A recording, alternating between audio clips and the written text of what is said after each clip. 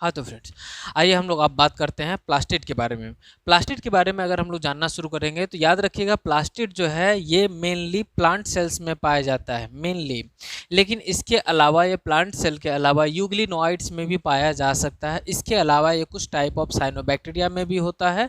ठीक है, they are they bear some specific pigments. इसके पास कुछ स्पेसिफिक टाइप ऑफ पिगमेंट्स होते हैं, जिसके कारण ये क्या होता है कि अगर हम सिर्फ प्लांट के बारे में बात करेंगे या फिर किसी भी ऑर्गेनिज्म के बारे में बात करते हैं तो उसको क्या करते हैं, एक स्पेसिफिक कलर प्रोवाइड करते हैं। चूंकि प्लांट एक हायर ऑर्गेनिज्म तो है, उसमें तो हायर ऑर्गेनिज्म क्या है, इसमें बहुत सारे पार्ट्स हैं, तो पर्टिकुलरली किसी एक पार्ट को एक कोई खास कलर प्रोवाइड कर रहा होगा। कौन?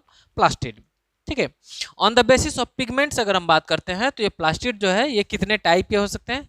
3 टाइप के हो सकते हैं, चाहे पिगमेंट्स हैं तो भी, पिगमेंट्स नहीं है तो भी, उसके बेसिस पर अगर हम बात कर रहे हैं। ठीक है, तो पहला हो गया क्रोमोप्लास्ट। क्रोमोप्लास्ट में अगर हम लोग पिगमेंट की बात करेंगे तो इसमें फैट सोल्यूबल कैरोटिनोइड्स होते हैं। ठीक है, जिसमें कि कैरोटीन, ज़ैंथोफिल ये सब आते हैं। इसके कारण से जो कलर प्रोवाइड होता है वो रेड, येलो या फिर ऑरेंज कलर मिलता है to the part of the plant. अगर हम क्लोरोफिल की बात करते हैं तो या तो ये एब्सेंट होता है या फिर बहुत कम अमाउंट में होता है। किसमें? क्रोमोप्लास्ट में। ठीक है, देखिए क्रोमो वर्ड जो है ना, ये क्रोम वर्ड से बना है, CHROM, क्रोम वर्ड। और ये क्रोम वर्ड जो है एक्चुअली बना है क्रोमा से। ये एक ग्रीक वर्ड है और क्रोमा का मतलब होता है कलर। ठीक है, कलर। क्रोमा का मतलब क्या होता है? कलर। तो ये कलर वर्ड से क्रोम बना है और क्रोम से क्रोमोप्लास्ट बना है। प्लास्टिड का वैसा टाइप जो कि कलर पजेस करता है उसे हम लोग क्या कहते हैं? क्रोमोप्लास्ट कहते हैं। तो इसके कारण से रेड, येलो या फिर ऑरेंज कलर मिलता है प्लांट के किसी स्पेसिफिक पार्ट को। ठीक है, अगर हम इसमें बात करते हैं क्रोमोप्लास्ट के, तो chromoplast present mainly in the pericarp. Pericarp बोले तो फ्रूट के ऊपर का जो छिलका होता है किसी भी फ्रूट का, जैसे कि अगर हम बात करते हैं पोमग्रेनेट की, तो उसमें जो ऊपर का जो छिलका है वो क्या है? पेरिकार्प है। ठीक है, या फिर जो फ्लावर्स के पेटल्स होते हैं, फ्लावर्स के जो पेटल्स होते हैं, एक एक पंखुड़ी, ठीक है, उसको हम लोग क्या कहते हैं? पेटल्स कहते हैं। और उसमें भी क्या होता है? क्लोरोप्लास्ट का अमाउंट सबसे ज्यादा होता है। ध्यान रखेंगे, रेड कलर की अगर हम बात करते हैं चिल्ली की या फिर टोमेटो की, तो इस दोनों का रेड कलर जो होता है वो किसके कारण से होता है? लाइकोपीन के कारण से। ये लाइकोपीन आप एक जगह और आप जगह पर ध्यान रखेंगे, कहाँ पर? कैरेट के अंदर, कैरेट। ठीक है ना, वहां पर भी ये लाइकोपीन ही रेड कलर के लिए रिस्पॉन्सिबल होता है। हम जानते हैं कि चिलीज जो होती हैं शुरुआत में ग्रीनिश होती हैं, टोमेटोज शुरुआत में ग्रीनिश होते हैं, और कैरेट जो होता है शुरुआत में कैसा होता है? कलरलेस होता है, लेकिन लेटर ऑन वो रेड कलर के हो जाते हैं। और उसके लिए कौन सा पिगमेंट रिस्पॉन्सिबल है? लाइकोपीन। ये लाइकोपीन कहाँ पर होता है? क्रोमोप्लास्ट के अंदर होता है। ठीक है, ऑल्सो फाउंड इन पेटल्स। अभी हम लोग पेटल्स की बात कर रहे थे, फ्लावर्स के जो पेटल्स होते हैं उन पेटल्स में भी होता है। और वहां पर अगर पिगमेंट एंथोसियानिन है तो वो ब्लू, वायलेट या रेड कलर के लिए रिस्पॉन्सिबल होगा, या और अगर एंथोक्लोर है तो फिर वो येलो कलर के लिए रिस्पॉन्सिबल होता है। ठीक है, इसके डिफरेंट डिफरेंट कंपोजिशन के कारण भी पेटल्स का कलर डिफरेंट हो सकता है। अगर मान लीजिए एंथोसियानिन का दोनों अगर प्रेजेंट है साथ में, तो एंथोसियानिन की अगर वहां पर क्या है? डोमिनेंस है या ज्यादा अमाउंट में है, तो वहां पर इस तीनों में से कोई एक कलर ज्यादा दिखेगा, और एंथोक्लोर के प्रेजेंस के कारण थोड़ा सा येलोइश नेचर भी रहेगा। ऐसा टाइप का होता है। ठीक है, अब दूसरे टाइप की बात करते हैं, क्लोरोप्लास्ट। तो क्लोरोप्लास्ट में जो ये क्लोर आ रहा है और प्लास्ट, क्लोर का मतलब होता है ग्रीन, तो मेनली ये किस कलर के होंगे? ग्रीनिश कलर के होंगे। Greenish colours plastid, greenish coloured plastid जो होंगे उसको हम लोग क्या कहते हैं? क्लोरोप्लास्ट करते हैं। Contains mainly chlorophyll. यहाँ पर मेनली क्लोरोफिल नहीं था, या तो बहुत कम अमाउंट में था या फिर एब्सेंट था। मेनली क्या थे? मेनली कैरोटिनोइड्स थे। जबकि यहाँ पर क्या होगा? Mainly chlorophyll. जबकि कैरोटिनोइड्स जो है बहुत ही कम अमाउंट में प्रेजेंट हो गए, और ये दोनों ही क्या करते हैं? लाइट के ट्रैपिंग का काम करते हैं, for the trapping of light energy in photosystem essential for photosynthesis, और ये फोटोसिंथेसिस में पार्टिसिपेट करेंगे। ठीक है, नेक्स्ट देखते हैं कि ल्यूकोप्लास्ट। देखिए, जिस तरह से हमने इन दोनों में कुछ ना कुछ कलर की बात की, क्रोमोप्लास्ट में हमने बात की कि यहाँ पर ये रेड, येलो, वायलेट इस सब कलर का हो सकता है, ब्लू कलर का हो सकता है, जबकि क्लोरोप्लास्ट जो होगा वो ग्रीन कलर का होगा। ठीक है, लेकिन अगर हम बात करते हैं ल्यूकोप्लास्ट की, तो ल्यूकोप्लास्ट कैसा होता है? कलरलेस होता है। इसमें पिगमेंट्स एब्सेंट होते हैं। ठीक है, पिगमेंट्स एंड लेमेलर स्ट्रक्चर क्या होता है अभी हम लोग बात करेंगे कुछ देर आगे जब आप बढ़ेंगे उसके बाद। या तो एब्सेंट होंगे, ठीक है, या फिर प्रेजेंट भी होंगे तो बहुत कम अमाउंट में या फिर न के बराबर प्रेजेंट होते हैं। अगर हम बात करते हैं कि ल्यूकोप्लास्ट जो है मेनली प्रेजेंट कहाँ पर होते हैं, नॉन ग्रीनी पार्ट या फिर underground cells of the plants, जैसे कि रूट्स। रूट्स क्या है, अंडरग्राउंड है, ठीक है। तो उन सब में क्या प्रेजेंट होते हैं, मेनली ल्यूकोप्लास्ट ही प्रेजेंट होते हैं, ठीक है। अब देखिए हम बात करते हैं ल्यूकोप्लास्ट में प्लास्टिड ऑफ वेरिड शेप्स, ठीक है। इसके शेप और साइज जो होते हैं ये अलग अलग होते हैं। On the basis of storage की अगर हम बात करते हैं, स्टोरेज न्यूट्रिएंट क्या है इसके अंदर, तो उसके बेसिस पर ल्यूकोप्लास्ट 3 टाइप के हो सकते हैं। अमाइलोप्लास्ट जो कि स्टार्च, चूंकि अमाइल वर्ड जो है ना, मैं यहाँ पे लिख दे रहा हूँ AMYLE, अमाइल वर्ड का मतलब होता है स्टार्च। अमाइल वर्ड का मतलब क्या होता है, स्टार्च। तो ये स्टार्च यानी कि कार्बोहाइड्रेट वाला पार्ट जो स्टोर कर रहा है। तो अगर किसी ल्यूकोप्लास्ट में स्टोरेज टाइप अगर स्टार्च है तो उसको हम लोग क्या बोलेंगे, अमाइलोप्लास्ट। अगर किसी ल्यूकोप्लास्ट में ऑयल या फैट स्टोर किया जा रहा है तो उसको हम लोग क्या कहेंगे, इलायोप्लास्ट। और अगर किसी ल्यूकोप्लास्ट में प्रोटीन को स्टोर किया जा रहा है तो हम लोग क्या कहेंगे, एल्यूरोप्लास्ट, ठीक है। तो प्लांट के डिफरेंट पार्ट्स में जो है ना उसके रिक्वायरमेंट के बेसिस पर क्या होते हैं, इस तरह के स्ट्रक्चर्स होते हैं। जैसे कि अगर हम सीड की बात करेंगे तो सीड पर इलायोप्लास्ट और प्रोटीन ज़्यादा अमाउंट में होगा। अगर हम पोटैटो की बात करते हैं तो पोटैटो हम जानते हैं मेनली स्टार्च पजेस करता है, तो उसके पास क्या होगा, अमाइलोप्लास्ट का अमाउंट ज़्यादा होगा, ठीक है। नेक्स्ट देख लेते हैं इसके स्ट्रक्चर के बारे में। जैसे कि अगर हम बात करते हैं यहाँ पर, ये क्या है, एक बीच में मैं एक स्ट्रक्चर बना रहा हूँ, इसे मैं लिख रहा हूँ प्रोप्लास्टिड। क्या लिखूंगा मैं इसे, प्रोप्लास्टिड। ये एक प्रोप्लास्टिड है, मतलब कि प्लास्टिड बनने से जस्ट पहले का प्रो फॉर्म है, ठीक है, प्रोप्लास्टिड है। ये प्रोप्लास्टिड, अगर ये प्रोप्लास्टिड जो है ये ग्रीन कलर्ड पिगमेंट पजेस कर रहा है तो इसे हम लोग क्या कह रहे हैं, क्लोरोप्लास्ट, जिसके बारे में कि हम लोग डिटेल स्टडी करेंगे। और ठीक है, ये क्या हो गया, क्लोरोप्लास्ट,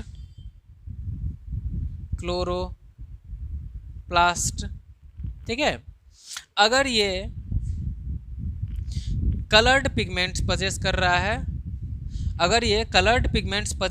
है, तो इसे हम लोग क्या कहेंगे, अगर ये कलर्ड पिगमेंट्स पजेस कर रहा है तो इसे हम लोग क्या कहेंगे, क्रोमोप्लास्ट।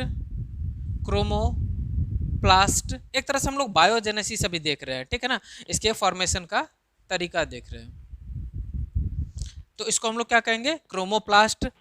अगर ये कलरलेस है, अगर ये कैसा है, कलरलेस है, तो कलरलेस वाले को हम लोग क्या कह सकते हैं, ल्यूकोप्लास्ट। ये क्या है, LEUCO, ल्यूको का मतलब होता है कलरलेस, और प्लास्ट बोले तो क्या, प्लास्टिड, मतलब प्लास्टिक, वैसा प्लास्टिक जो कि क्या है, कलरलेस है, तो ल्यूकोप्लास्ट। जैसे कि हम लोग जानते हैं WBC को एक और नाम क्या कहते हैं, ल्यूकोसाइट। क्यों, क्योंकि वो कलरलेस सेल्स होते हैं, तो ल्यूकोसाइट, ठीक है। देखिए ल्यूकोप्लास्ट, अब बात करते हैं इस ल्यूकोप्लास्ट की। ये ल्यूकोप्लास्ट जो है ना, डिपेंड करता है कि ये ल्यूकोप्लास्ट किस टाइप का ल्यूकोप्लास्ट है। यहाँ पर मैं 3 जो बना रहा हूँ, ये तीनों ही मैंने ल्यूकोप्लास्ट ही बनाऊंगा, ठीक है। ये तीनों ही मैं क्या बनाऊंगा, ल्यूकोप्लास्ट ही बनाऊंगा, इसीलिए इस तीनों को मैं कलेक्टिवली कह दूंगा ल्यूकोप्लास्ट, ठीक है। ये तीनों ही क्या है, कलेक्टिवली ल्यूकोप्लास्ट है। चूंकि यहाँ पर हमने ल्यूकोप्लास्ट के 3 टाइप देखे, तो इसके बारे में अब हम लोग जाने। अगर ये यहाँ पर हम देख रहे हैं कि प्रोटीनेशियस स्ट्रक्चर पजेस कर रहा है, तो बताइए इसे हम लोग क्या कहेंगे, एल्यूरोप्लास्ट,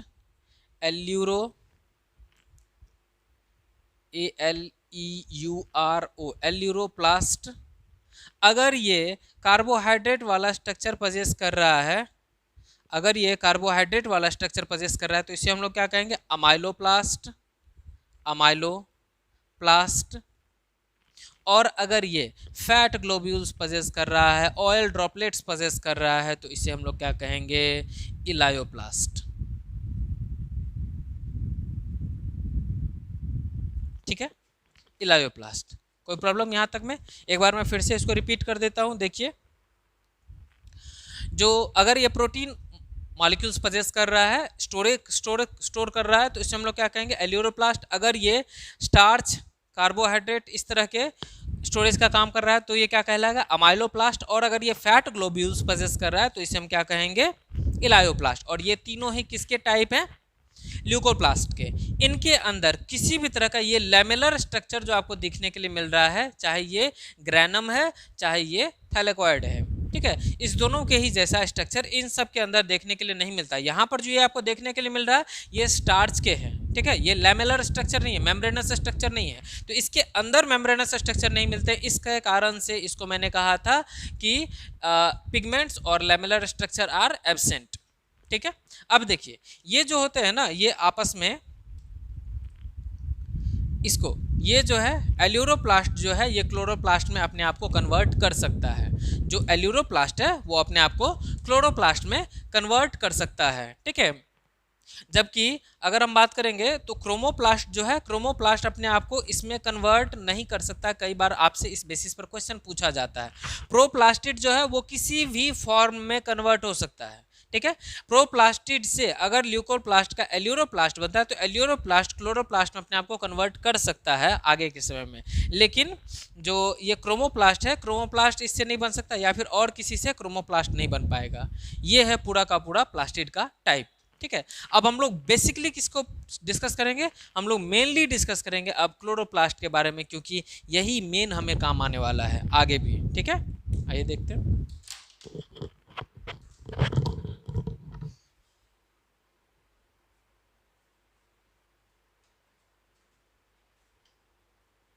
नेक्स्ट हम लोग नंबर की बात करेंगे। नंबर में अगर देखते हैं, अगर एक ही क्लोरोप्लास्ट पर सेल अगर बात करेंगे तो वो होगा क्लेमाइडोमोनास के अंदर। अगर 20 से 40 क्लोरोप्लास्ट एक सेल के अंदर अगर बात किया जाता है तो वो होता है mesophyll cells of the plants. Plants में जो होते हैं ना, उसके लीव्स में जो ज़्यादा ग्रीनी सेल्स होते हैं, जो लीव्स जिसके कारण आपको ज़्यादा ग्रीन नजर आते हैं बाद बाकी प्लांट पार्ट से, वो किसके कारण से, वो मेसोफिल सेल्स के कारण, क्योंकि उसके एक एक सेल में लगभग 20 से 40 क्लोरोप्लास्ट होते हैं, ठीक है। शेप की अगर हम बात करेंगे तो ये लेंस शेप का हो सकता है, बोले तो क्या ऐसा शेप का, लेंस शेप का, चाहे या फिर ये ओवल शेप का हो सकता है, या फिर ये स्फेरिकल शेप का हो सकता है, या फिर ये डिस्क के जैसा शेप का हो सकता है, ठीक है। उसके अलावा ये रिबन के जैसा शेप का हो सकता है, फिर ये स्पाइरल शेप में भी हो सकता है, रिबन जैसा ही लेकिन स्पाइरल शेप में, और या फिर ये हॉर्स के शू के शेप का हो सकता है, ठीक है ना। ये अलग अलग जगह पर हम लोग अलग अलग बात करेंगे, स्पेशली जब आप किंगडम मोनेरा पढ़ोगे और प्रोटिस्टा पढ़ोगे तब ये सारे के सारे शेप आपको क्लियर हो जाएंगे। अभी आपको हड़बड़ाना नहीं है, बस आपको ये शेप का नाम याद रखना है। लेंथ की अगर बात करते हैं तो 5 से 10 माइक्रोमीटर लेंथ होता है, और जो विड्थ की बात करते हैं तो 2 से 4 माइक्रोमीटर का इसका विड्थ होता है। स्ट्रक्चर में ध्यान रखेंगे कि ये भी माइटोकॉन्ड्रिया की तरह डबल मेम्ब्रेन बाउंड ऑर्गेनेल है, और इसका जो आउटर मेम्ब्रेन होता है ना वो थोड़ा ज़्यादा परमिएबल होता है इनर मेम्ब्रेन के कंपैरिजन में, इसलिए मैंने इनर मेम्ब्रेन में लिखा है लेस परमिएबल। और ये होता किसके कारण से, ये होता है कुछ चैनल्स के प्रेजेंट होने के कारण, और उस चैनल का नाम है क्या, पोरीन। यहाँ पर पोरीन होते हैं जिसके कारण से ये ज़्यादा परमिएबल होता है, ज़्यादा से ज़्यादा अमाउंट ऑफ मटेरियल्स को ये परमिट करता है अंदर आने के लिए। लेकिन इनर मेम्ब्रेन जो होता है वो ज़्यादा सेलेक्टिव होता है, और उसमें से वो छांटता है कि कौन चाहिए कौन चाहिए कौन चाहिए, उसको सिर्फ वो सेलेक्ट करता है। इनर मेम्ब्रेन मोर सेलेक्टिव और आउटर मेम्ब्रेन लेस सेलेक्टिव, इसके कंपेरिजन में अगर हम बात करेंगे तो। अगर हम इनर मेम्ब्रेन की बात करते हैं तो इनर मेम्ब्रेन से जो स्पेस लिमिट किया जाता है उसको हम क्या कहते हैं, इनर मेम्ब्रेन से जो लिमिट किया गया उसे हम लोग क्या कहते हैं, उसे हम लोग स्ट्रोमा कहते हैं। ध्यान रखिएगा कि वहां पर माइटोकॉन्ड्रिया में जब हम लोग बात करते हैं तो इनर मेम्ब्रेन से जो स्पेस लिमिट किया गया था हम लोग उसे मैट्रिक्स कहते थे। यहाँ भी उसे हम मैट्रिक्स कहेंगे, लेकिन यहाँ पर उस मैट्रिक्स का एक स्पेशल नाम है क्या, स्ट्रोमा। तो मैट्रिक्स कहेगा तो भी कोई दिक्कत नहीं है, लेकिन अगर स्ट्रोमा कहे, मैट्रिक्स अगर कहेगा तो दोनों ही जगह के इनर मेम्ब्रेन के इनक्लोज्ड सरफेस की हम लोग बात कर सकते हैं। लेकिन अगर स्ट्रोमा वर्ड यूज करें तो स्ट्रोमा के लिए हम लोग सिर्फ और सिर्फ कहां पर आएंगे, क्लोरोप्लास्ट के पास, ठीक है ना। नेक्स्ट देखते हैं कंपोनेंट्स। देखिए कंपोनेंट्स बनाने के लिए मुझे पहले क्लोरोप्लास्ट का स्ट्रक्चर बनाना पड़ेगा।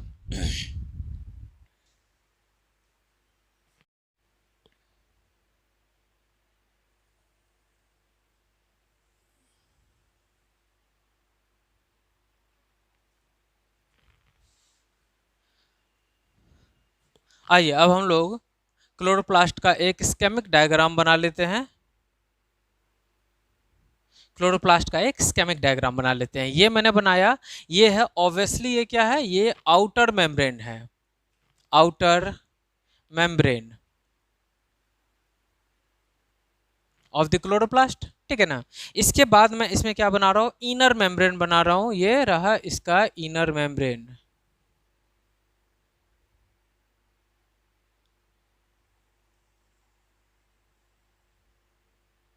ये रहा इसका इनर मेम्ब्रेन।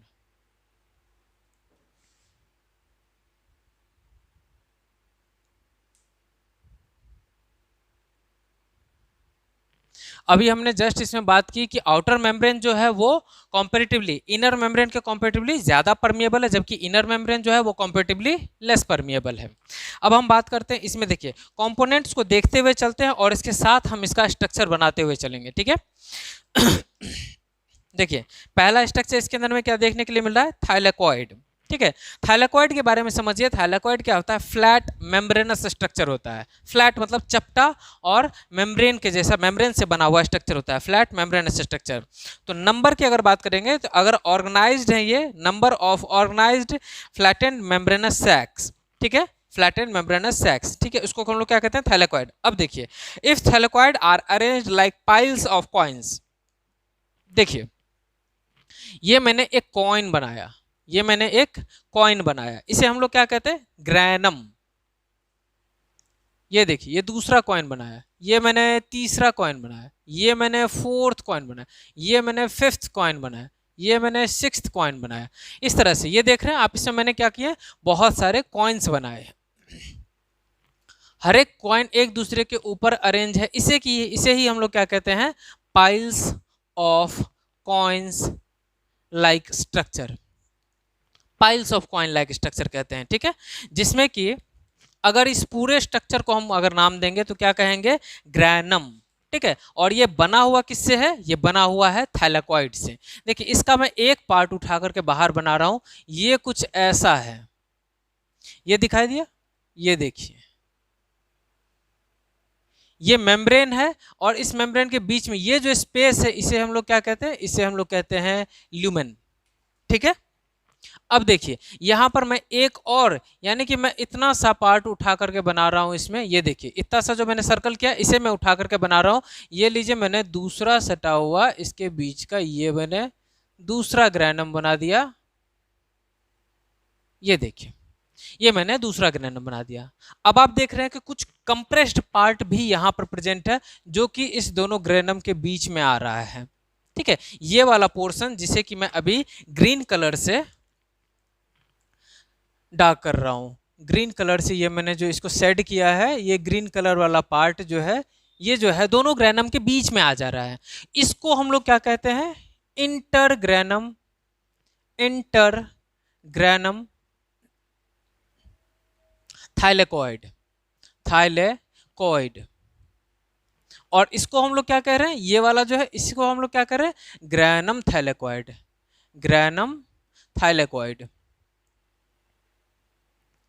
मेरे हिसाब से अब कंफ्यूजन नहीं बचना चाहिए। ये जो है ये पूरा का पूरा ग्रैनम थैलेकोइड है, लेकिन जो दोनों ग्रैनम के बीच में आ जा रहा है, जो कंप्रेस्ड है, उसे हम लोग क्या कह रहे हैं, इंटर ग्रैनम थैलेकोइड कहेंगे, ठीक है। यानी कि इस सब के बीच में ये इंटर ग्रैनम, ये inter inter inter inter inter inter inter, ये सारे इंटर ग्रैनम थैलेकोइड है, जबकि साइड वाला जो है सारा का सारा क्या है, ग्रैनम थैलेकोइड है, ठीक है।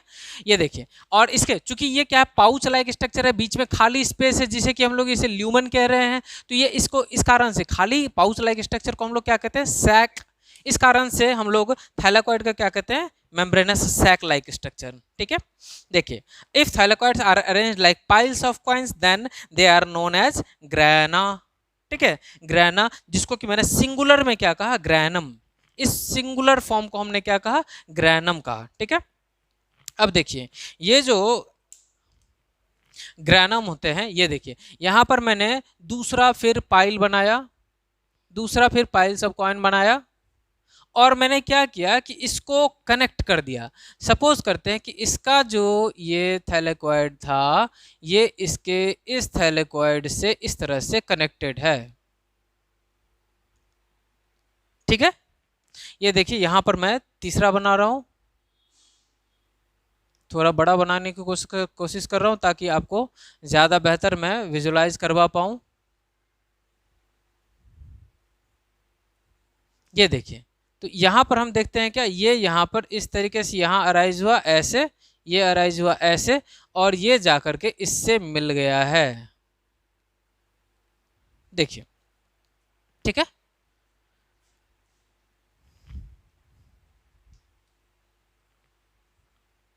सारे के सारे स्ट्रक्चर्स जो मैंने यहाँ पर अभी लिखे हैं कंपोनेंट्स में, वो सब क्लियर हो जाएगा। देखिए, ये इस तरीके से यहाँ से अराइज हुआ है और ये जाकर के मिल जा रहा है यहाँ पर इस तरीके से। ये देखिए, इस तरीके से यहाँ पर ये जाकर के मिल जा रहा है। ठीक है, तो ये जो स्ट्रक्चर बन रहा है ना, इसके कारण से, ये मैंने बहुत कम ही स्ट्रक्चर बनाए हैं, ऐसे बहुत ज़्यादा न्यूमरस होते हैं। ठीक है ना, आइए बात करते हैं। इसमें लगभग 20 से लेकर के 100 ग्रानम हो सकते हैं पर क्लोरोप्लास्ट। यहाँ पे लिखा होगा मैंने, हाँ, thylakoid present between the granum is known as intergranum thylakoid. ये इंटरग्रैनम थैलेकॉइड की बात करी मैंने। ईच क्लोरोप्लास्ट कंटेन्स अप्रोक्स 20 से लेकर के 100 ग्रैनम, 20 से लेकर के ऐसा 100 ग्रैनम कहा जाता है। ठीक है, ये pile of coin like structure जो है, इसको हम लोग क्या कहते हैं, ग्रैनम कहते हैं, एक ग्रैनम। और सबको कलेक्टिवली अगर हम बात करेंगे तो ग्रैना बोलेंगे, वो प्लूरल फॉर्म है। अगर एक की ही बात करेंगे तो, एक की बात करेंगे तो ग्रैना, ठीक है, सॉरी, एक की बात करेंगे तो ग्रैनम। और उस ग्रैनम में जो साइड साइड से थैलेकॉइड प्रेजेंट है उसको हम कहते हैं ग्रैनम थैलेकॉइड, और जो बीच बीच में प्रेजेंट है उसे हम कहते हैं इंटरग्रैनुलर थैलेकॉइड। ठीक है, नेक्स्ट देखते हैं स्ट्रोमा लैमेली। अब इसमें बात आ रही है किसकी, स्ट्रोमा लैमेली की। देखिए, हमने बात करी कि इनर मेम्ब्रेन से जो एनक्लोज्ड एरिया है, इनर मेम्ब्रेन से एनक्लोज्ड एरिया, मतलब इनर मेम्ब्रेन ने जिस एरिया को क्लोज कर रखा है उसे हम लोग क्या कहते हैं, उसको मैट्रिक्स कहा जाता है। लेकिन क्लोरोप्लास्ट में उसको हम स्पेशली क्या बोलेंगे, इसको हम बोलेंगे स्ट्रोमा। इसको हम क्या बोलेंगे, स्ट्रोमा। ठीक है, इसको हम क्या बोलेंगे, स्ट्रोमा कहेंगे। अब देखिए, इस स्ट्रोमा के अंदर ही ये सारे के सारे कंपोनेंट्स हमें देखने के लिए मिल रहे हैं, इसीलिए हमने इसे कहा कंपोनेंट्स ऑफ स्ट्रोमा। अब देखिए, अगर ग्रैनम को छोड़ दें, अगर ग्रैनम को छोड़ दें तो जो पार्ट स्ट्रोमा में थैलेकॉइड का मतलब मेम्ब्रेनस, अगर इस वाले स्ट्रक्चर की बात करें तो ये आपको कुछ ऐसा देखने के लिए मिलेगा। तो इसके बीच में भी ये सैक है ना, इसके बीच में भी ये सैक, ये देखिए, ये जो है आगे जा करके ये इस तरीके से यहाँ पर इस तरीके से ये कन्वर्ट हुआ है।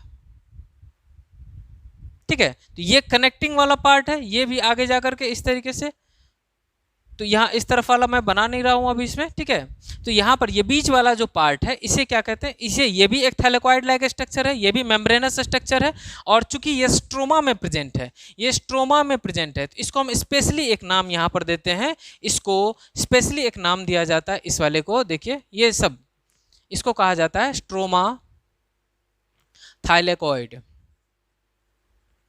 स्ट्रोमा थैलेकॉइड, या फिर इसी को फ्रेट चैनल बोलते हैं, या फिर उसी को हम लोग क्या कह देते हैं, स्ट्रोमा लैमेली। लैमेली क्यों, क्योंकि ये एक लैमेलर स्ट्रक्चर है, जो कि कहाँ पर देखने के लिए बिल्कुल नहीं मिलेगा हमें, वो ल्यूकोप्लास्ट में बिल्कुल भी देखने के लिए नहीं मिलेगा।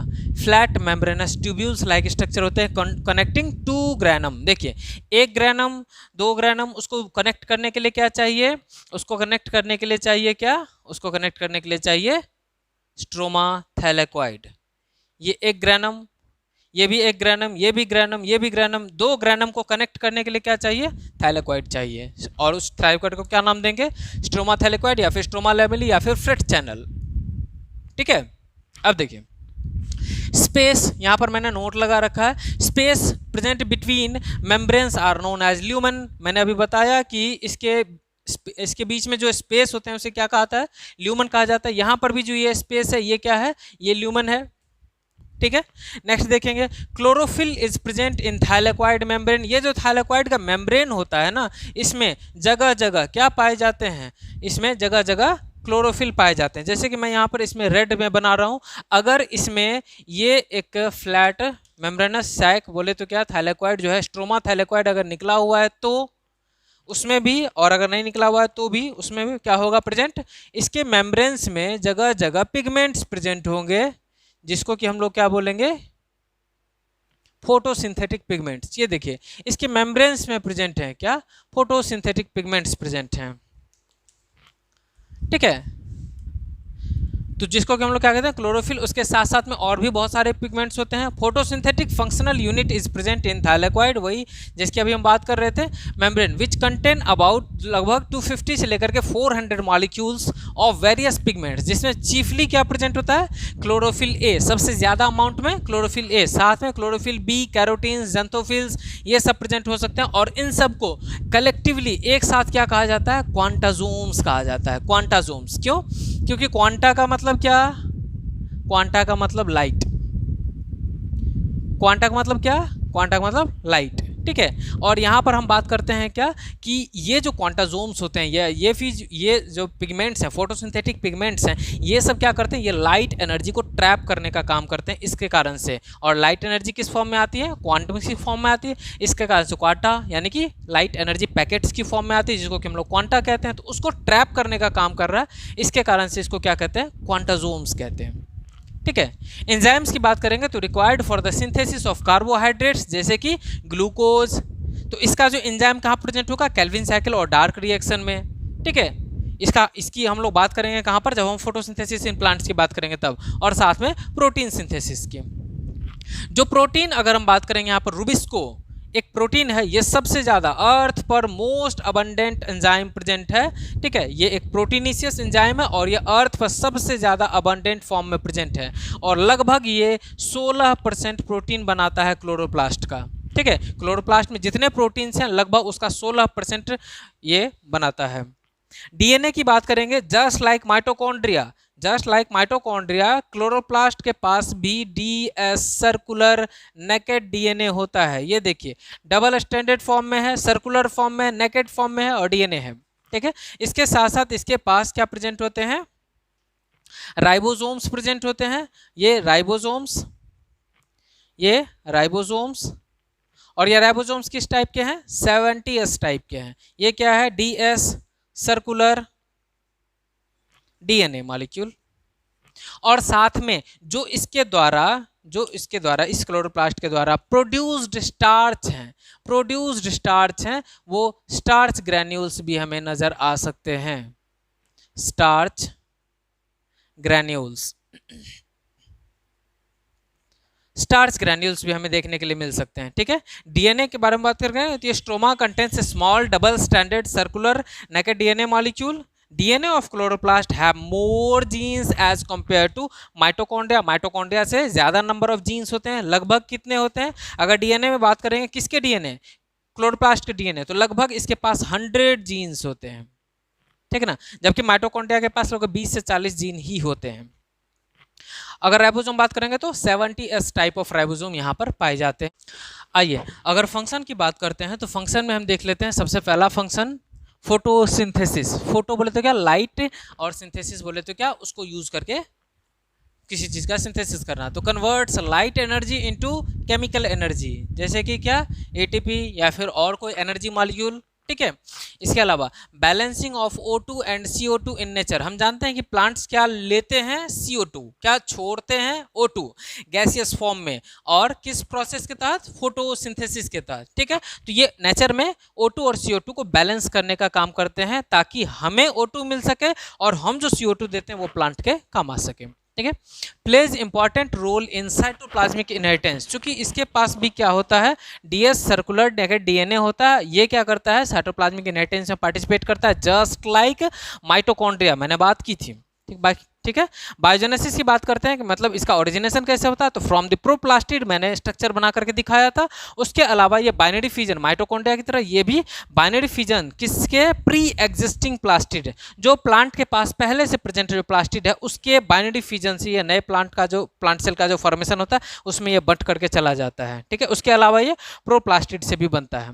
नोट, यहां पर अगर हम बात करेंगे तो दोनों ही माइटोकॉन्ड्रिया और क्लोरोप्लास्ट दोनों ही क्या है, एंडोसिम्बायोटिक ओरिजिन के हैं। और ये किससे आए हैं, ये आए हैं साइनोबैक्टीरिया से, जो कि एक ब्लू ग्रीन एल्गी है। ये एल्गी नहीं है, इसका नाम है ब्लू ग्रीन एल्गी, लेकिन ये है क्या, साइनोबैक्टीरिया है, ठीक है ना, साइनोबैक्टीरिया है। और उससे उसके पास सबसे पहले माइटोकॉन्ड्रिया और क्लोरोप्लास्ट देखा गया और माना जाता है कि ये वहीं से आया है, इसलिए एंडोसिम्बायोटिक इसको ओरिजिन कहा जाता है, एंडोसिम्बायोटिक ओरिजिन। ठीक है, इस पार्ट को आप इंपॉर्टेंट ध्यान रखोगे कि एंडोसिम्बायोटिक ओरिजिन दोनों का ही है, माइटोकॉन्ड्रिया और क्लोरोप्लास्ट।